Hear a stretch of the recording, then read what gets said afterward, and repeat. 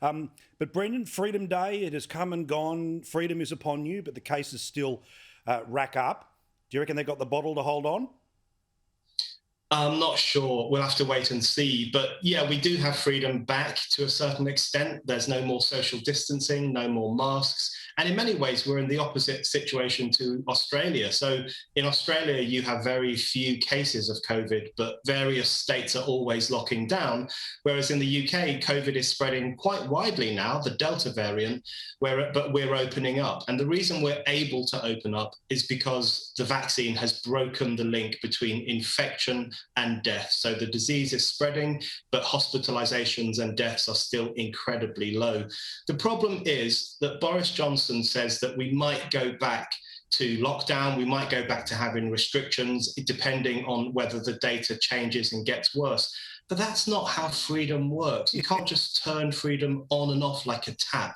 And that's the thing that worries me at the moment. Yeah, now, I've got to say that the thing that I admire about the approach that's happening in the UK, it's been a big part of what we've been talking about here tonight, is at some point in time, the risk profile has to change from 0 cases, 0 death to we gave you a chance to get vaccinated, but sadly, some people are going to die, some people are going to get sick.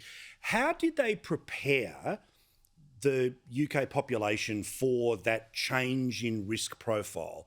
Because clearly, people still die. That's right. People will still die. People will still get ill.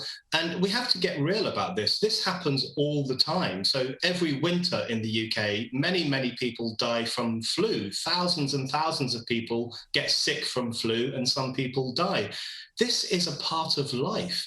And COVID-19 is now part of the family of human diseases. It will be around forever. My view is that it's not the government's role to stop people from getting ill. It might be the government's job to hold back a pandemic and to ensure that the NHS, the National Health Service, is not overwhelmed. But it isn't the government's job to protect us from all risks, to protect us from accidents and sicknesses and being hurt and getting into trouble. Those are risks we have to negotiate for ourselves. That is part of being free. So I think the shift that's come about, largely it's down to our new Health Secretary, Sajid Javid, who is taking a very different approach to our former Health Secretary, the scandalized Matt Hancock. And Sajid Javid is saying, listen, we have to learn to live with this virus. And I think that's a good message to send. Where's the majority of the establishment media on this? Do they understand that majority of people, they want to be free and to stay free, or it's just an automatic reflection of their politics, that if you don't like Boris Johnson, then you want more lockdowns? Are there people who surprise you with their take on this? There are a lot of people in the media who are scaremongering about the opening up of and Freedom Day. They are spreading fear. They're telling us that there's going to be a terrible price to pay. Lots of people will get ill. Deaths will rise. They're really trying to spread panic. Most people are responding quite coolly to that. I was disappointed today. I was out today, and lots of people are still wearing their masks, even though it's now voluntary to wear masks. So there is still a bit of concern. There is still a bit of worry.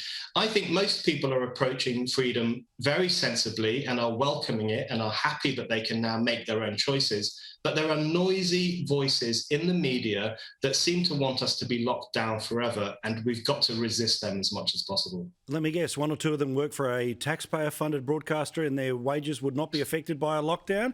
Good on you, mate. Thank you, Brendan. Nice to talk to you. Spiked Online.